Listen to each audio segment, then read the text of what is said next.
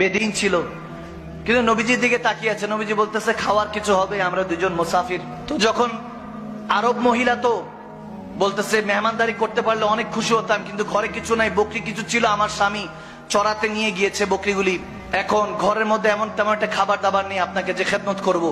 আমার নবীজি দেখলেন একটা পাশে ওই ঘরের কাছে কোণার মধ্যে বারান্দা একটা কমজোর একদম একটা বকরি বাঁধা। তখন নবীজি বললেন ওই বকরিটা আছে তো, ওখান থেকে আমি একটু দুধ নিয়ে নেই। তখন ওই মহিলা বলতেছে এটা পাটা একটু ভাঙা, এজন্য এটাকে রেখে গিয়েছেন, এখন কোনোভাবেই আর সম্ভব না।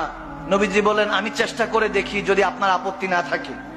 নবীজি গেলেন আবু বকর সিদ্দিককে কাছে নিয়ে বললেন যে আবু বকর তুমি দুধ নিতে থাকো, আমি পশুটার গায়ের মধ্যে বকরিটার মধ্যে হাত রাখছি। আমার নবী যখন দাস্ত মোবারক ওই পশুর উপরে পড়লো, সুবহান, হাদিসে এসেছে পাটা সাথে সাথে সোজা করে দাঁড়ালো, দাঁড়িয়ে সে প্রশস্ত করে দিল যাতে দুধটা নিতে সুবিধা হয়।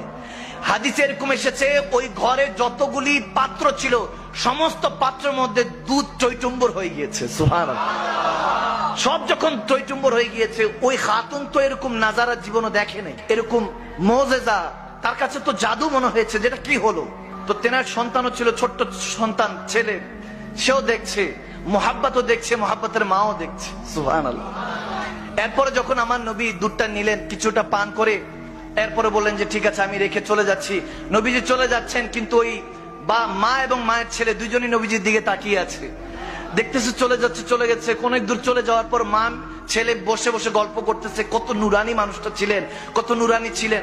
এরপরে ওই মোহাব্বতের বাবা আসলো, আবু মোহাব্বত যখন আসলো, ভিতরে প্রবেশ করলেন, বকরি টকরি বাঁধলেন, বাঁধার পর যখন ভিতর প্রবেশ করলেন, বলতেছে কি ব্যাপার, একটা খুশবু পাইতেছি, এই খুশবু জীবনও পাইনি, একটা সুগন্ধি পাচ্ছি, স্মেল আমি কোথাও পাইনি, এরকম সুগন্ধি কোথা থেকে আসছে।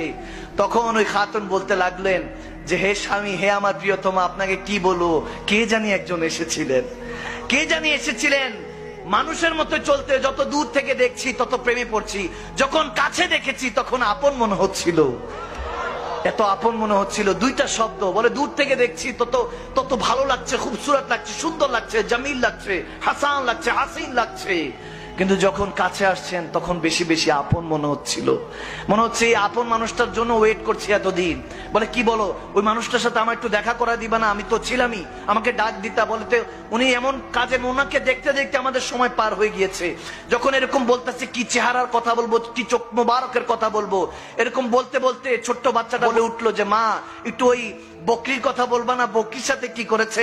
তখন বলে হ্যাঁ হ্যাঁ। তখন ছেলেটাও বলতে শুরু করলো, মাটাও বলতে শুরু করলো যে বাবা জানো বকরিটা না এরকম অসুস্থ ছিল, হাতটা দিল, বকরিটা ভালো হয়ে গেল, দেখো এই যে পুরো